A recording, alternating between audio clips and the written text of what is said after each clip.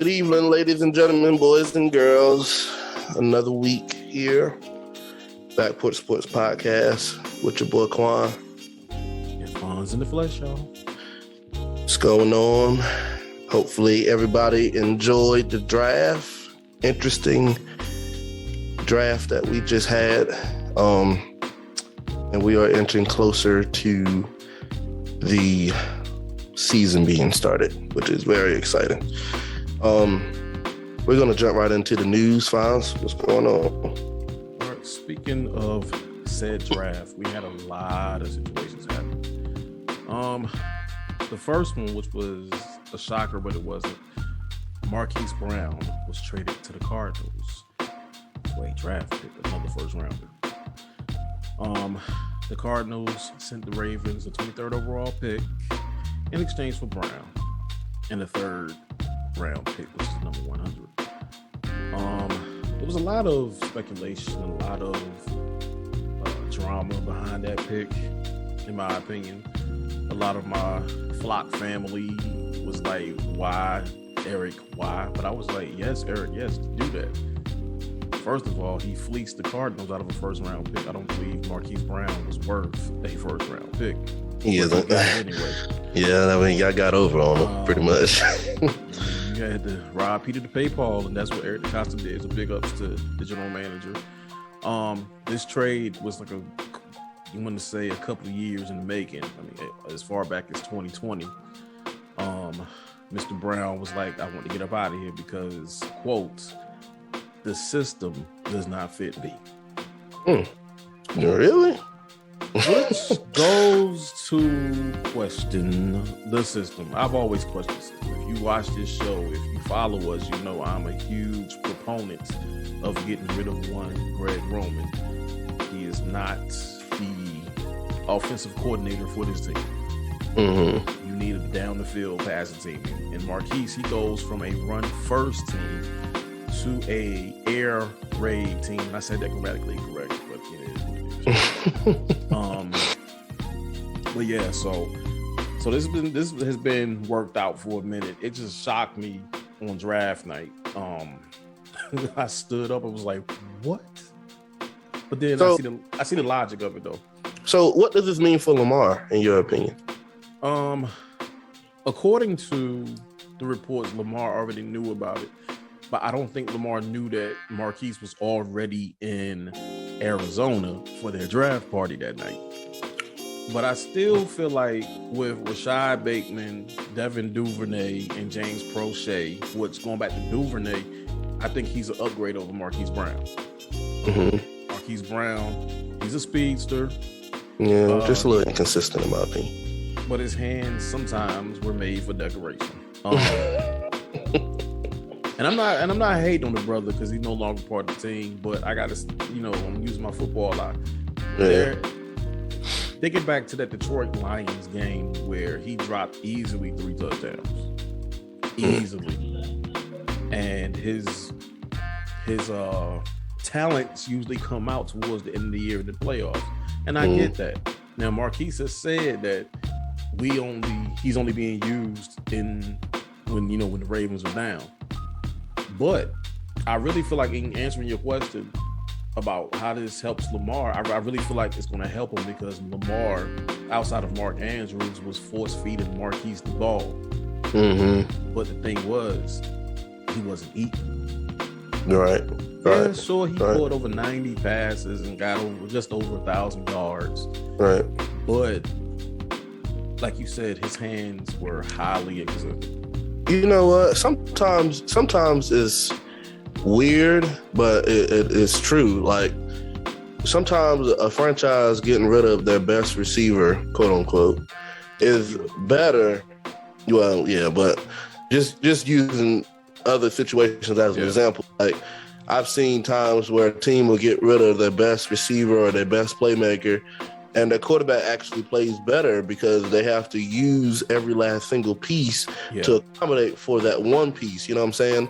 Yeah. So this right here, and don't get me wrong, Lamar played an amazing season. For the pieces that he didn't have this past year, I mean, for them to be in the playoffs, well, you know what I'm saying, in the playoffs or whatever. For the playoffs. And and the number one seed for like 4 or 5 weeks straight. I mean, that says a lot. And so I'm very intrigued to see how he uses the other, because y'all still got Mark Andrews, which is a big target for him as well. But interesting to see how y'all put it together, because I mean, I feel like with some players that y'all try to build, or and this goes for all franchises, they kind of force quarterbacks to throw to the player that they want them to go throw to. But now, I mean, y'all don't have that option no more. Y'all have to work with who y'all got. So interesting to see. I'm glad you say that, because I look at it from that aspect as well. You know, I got to see it now. Yeah. There's no more excuses for the Ravens offense, not just Lamar, but the entire offense as a whole. What's going to have to happen is Duvernay and Prochet going to have to get a chance. I like Duvernay. I like Prochet. I watched them in the preseason last year. The boys can ball. The boys are fast. Why haven't they been getting opportunities? Oh, because Marquise Brown was targeted almost 150 times last year. And he only caught 90 of them. 91 to be exact, I want to say that. Which is good numbers, don't get me wrong. Good numbers based on the team that we put out there. But I really feel like this is going to be a benefit for Lamar. You know, you hear all the talking heads saying that Lamar is kind of lost the draft, that he's a draft loser. I beg to differ, because we drafted this guy from Coastal Carolina. He's on paper, he's a tight end. But I really feel like he's going to be that receiver, because the way he moved, he got the quickness and the mobility of a receiver, a wide receiver. So it remains to be seen. Gotcha. Up next, this one was shocking for real. AJ Brown traded to the Philadelphia Eagles. Wow. Yeah, I'm surprised. I mean, that's Tennessee go-to. Yeah. I mean, because I really feel like Tennessee didn't want to pay that money, because he wound up getting a 4-year, $100 million contract. But my cousin Tommy, he's a huge Tennessee fan. I always joke with him about when Tennessee was in the last time they won the Super Bowl, and they was like 1 yard short. They got rid of AJ Brown, and he was chirping about that. But I was like, bruh, they drafted his replacement. Not saying it's going to work out. I hope it does for Tennessee's sake. Again, it's like the same scenario in Baltimore. You got to run first team. And you trying, you got great receivers. Now, he good, he great. But you got a decent receiver that wants to get paid because of Tyreek Hill, and the other fella, Mr. Adams. I don't want to mess your name up, bro.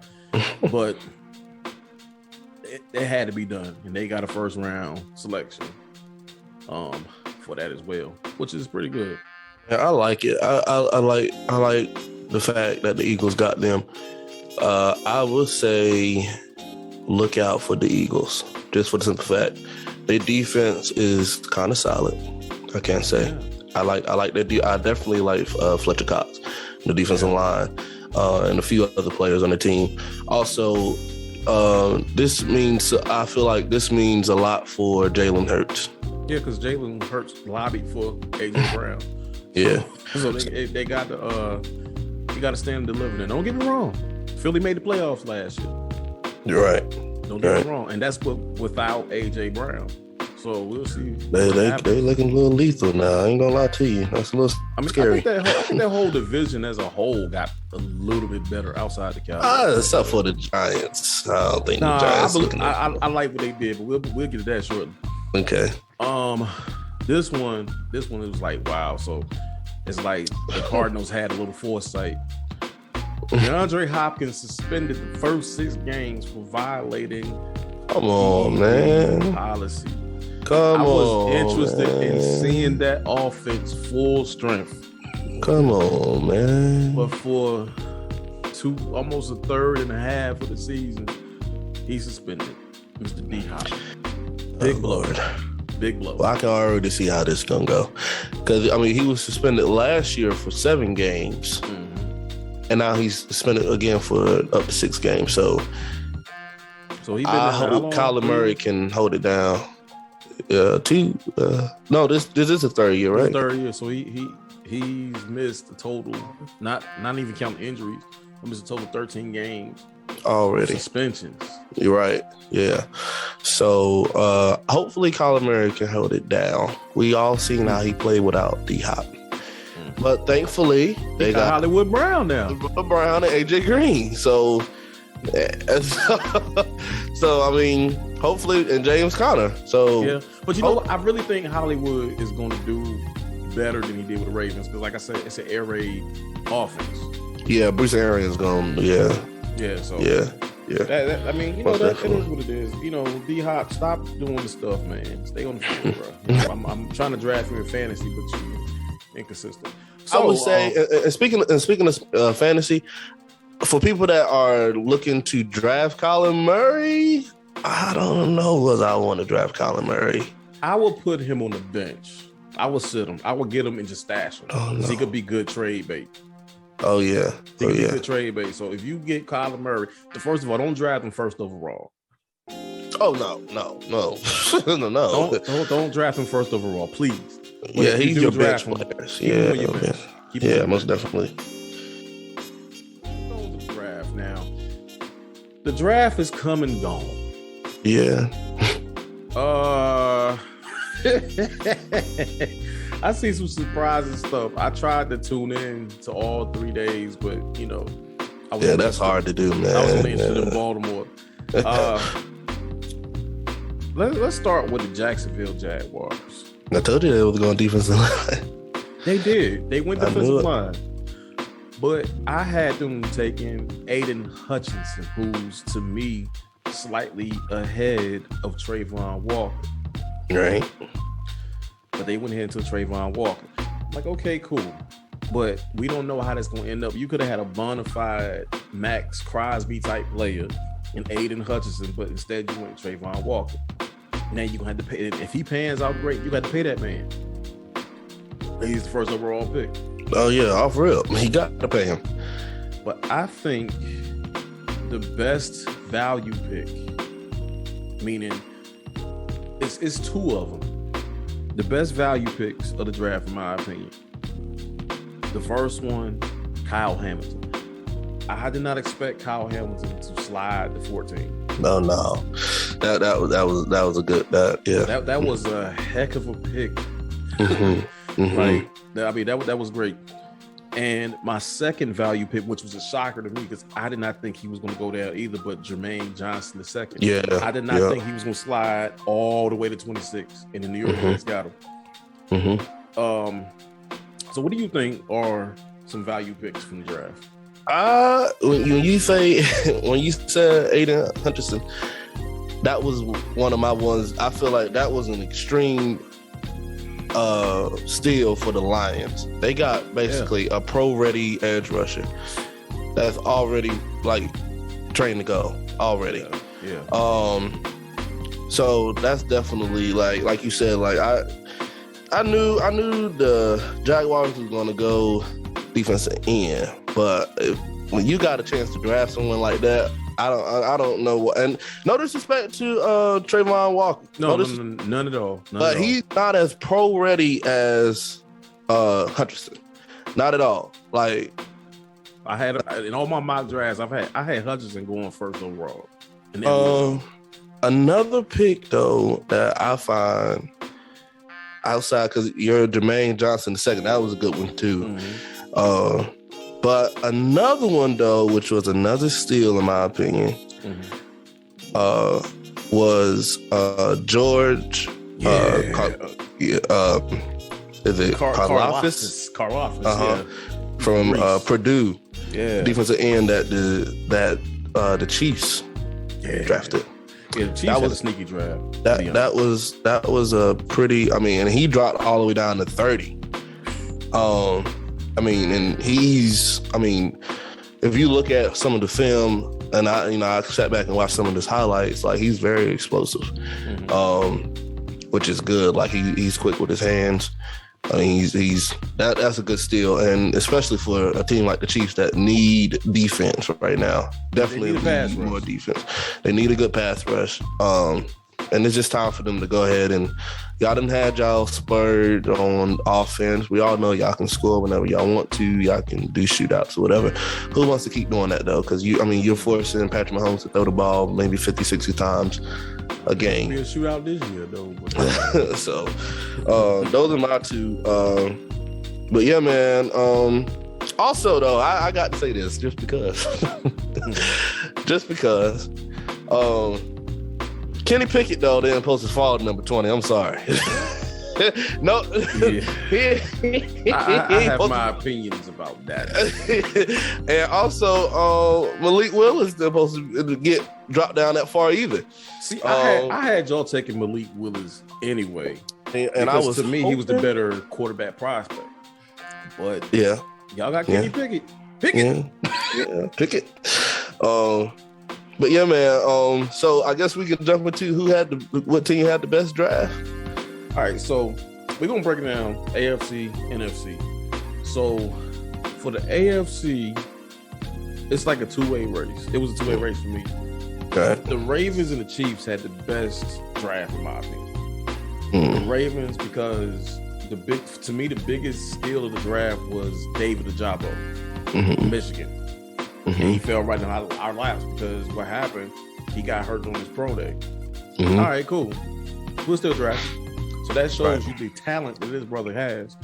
The Chiefs, they only had their one pick in the first round. But the Chiefs just putting pieces together. Right. Same thing with Baltimore, just putting those pieces together. So I really feel like those two teams had the best draft. The worst draft, I can't even say.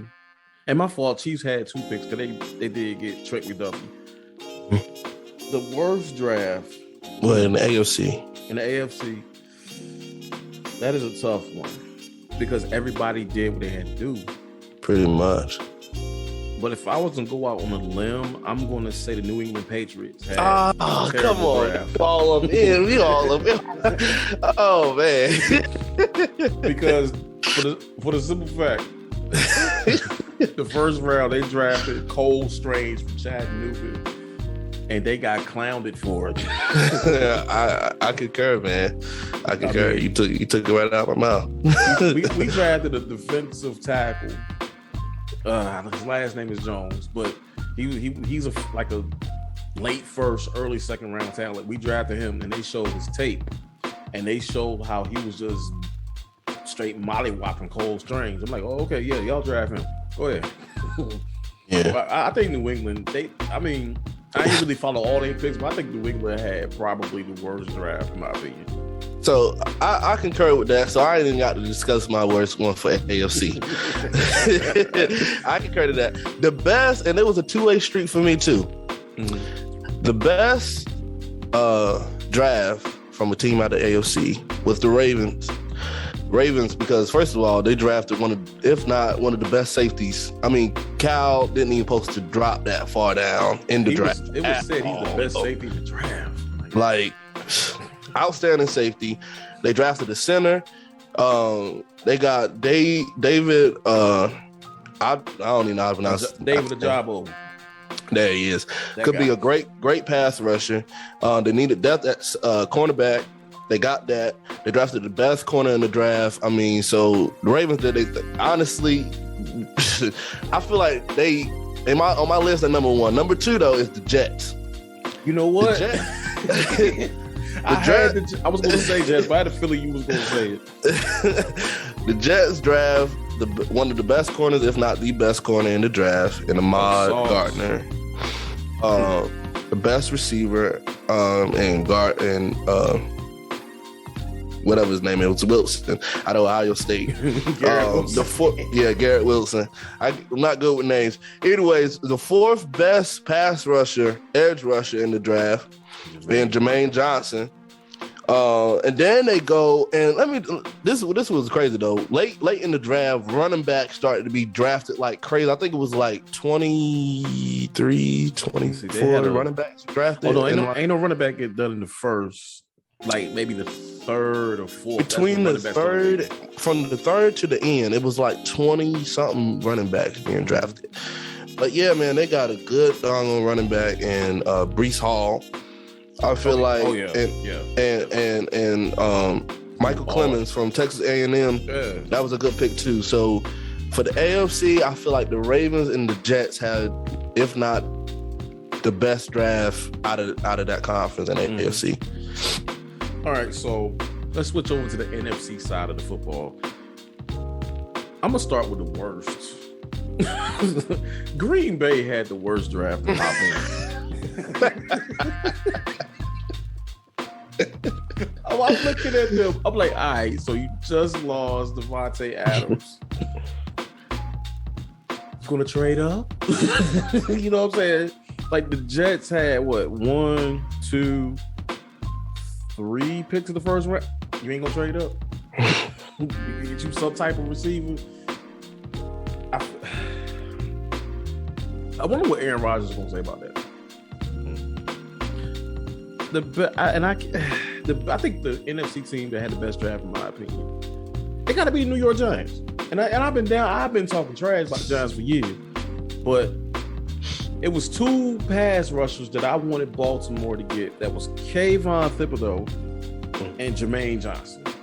Of course, we didn't get neither.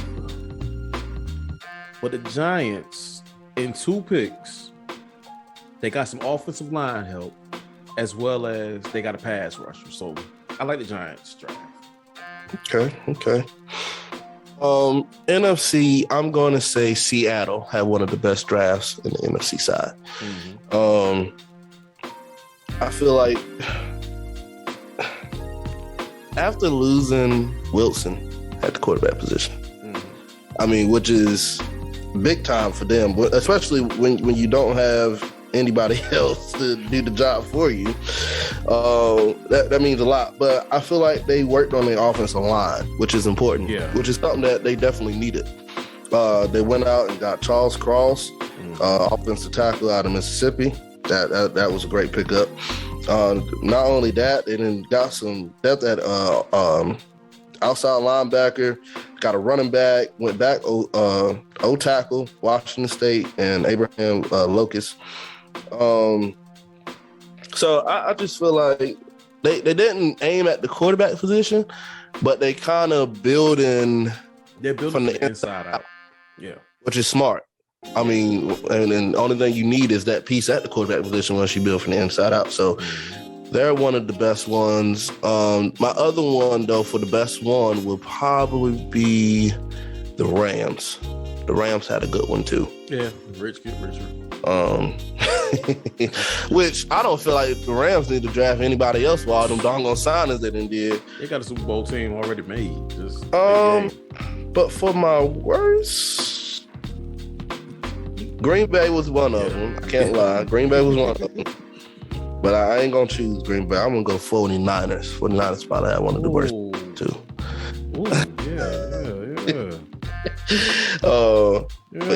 Those are my two. It was a lot of two-way races with the best ones. I mean, because like you said, man, I feel like everybody pretty much did fairly well in the draft. To be what it was supposed to be a weak draft, it's like everybody, especially in the first one. The first round was crazy. Everybody did okay. Right. Except 49ers. And the crazy part is they could have had a first round pick if they went ahead and just traded Deebo Samuel. Right. I'm gonna take a few minutes and brag on my Steelers real quick. Oh, Steeler Nation. We go quarterback in the 4th round. And I told you go back to the draft special. I told y'all we was going quarterback first. Well, I wanted y'all to go quarterback first, and y'all did go quarterback first. And I figured because Kenny Pickett is from Pitt, and the last time Pittsburgh didn't take a quarterback from Pitt was Dan Marino, which is a great quarterback. Good history lesson. So we had about 10 Super Bowls by now. And then we haven't really drafted a quarterback of a first round caliber. Don't get me wrong, Malik Willis was probably one of the best picks for us. Arm talent he had or whatever. But if you look at Kenny Pickett and the games that he played and the production that he had in Pittsburgh or playing for Pitt, he did fairly well.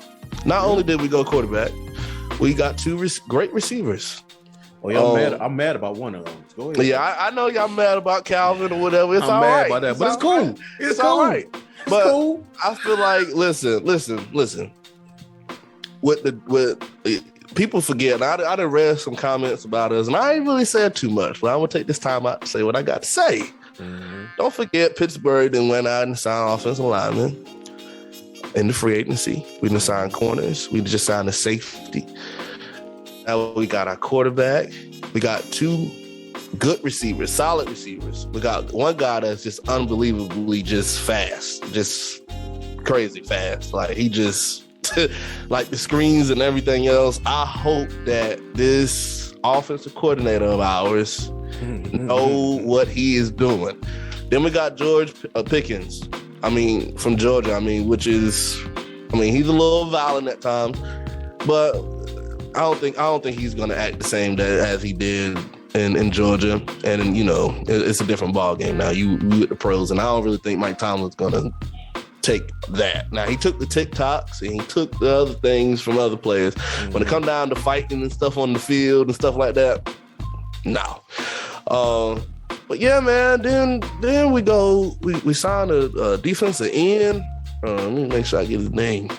Go out and sign a defensive end, help us in the inside with the run game. I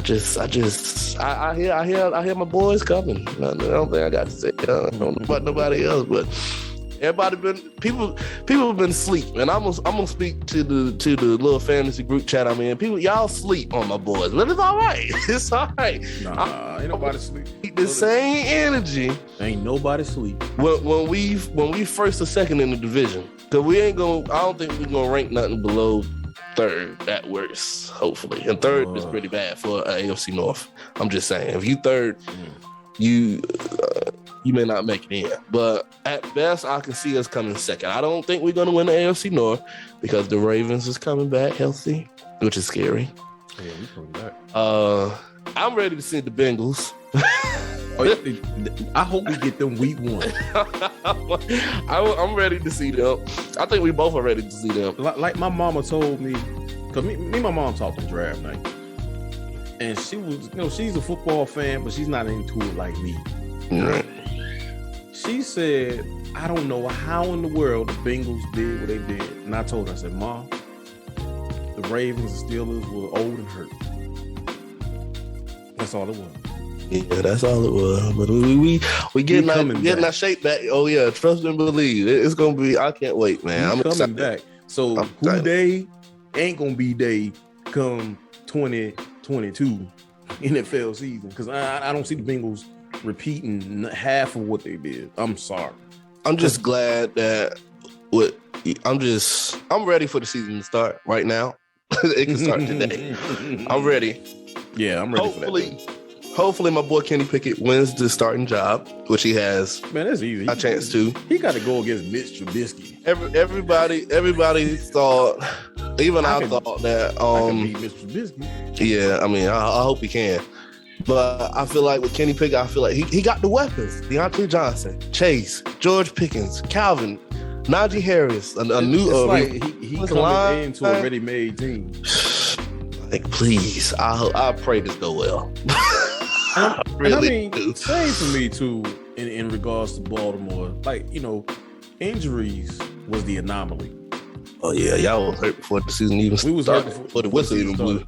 But soon the whistle blew, y'all was like, "Stop! Well, time out." But even in those injuries, we still carried the number 1 seed. Like, yeah, and I think all of our losses, except for the ones versus not Kansas City, we beat them. Except against Cincinnati, there was 1 point, 2, maybe 3 point losses. Right. So Right. we're not that far behind. It's just the injuries that took us down. We're coming back.